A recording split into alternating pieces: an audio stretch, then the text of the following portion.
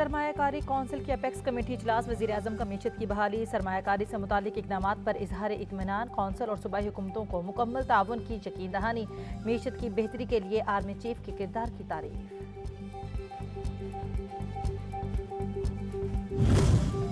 Afzal Mahmood but IG Gilgit Baltistan तैनात, अली खट्टर को ओहदे से हटा दिया गया, नोटिफिकेशन जारी।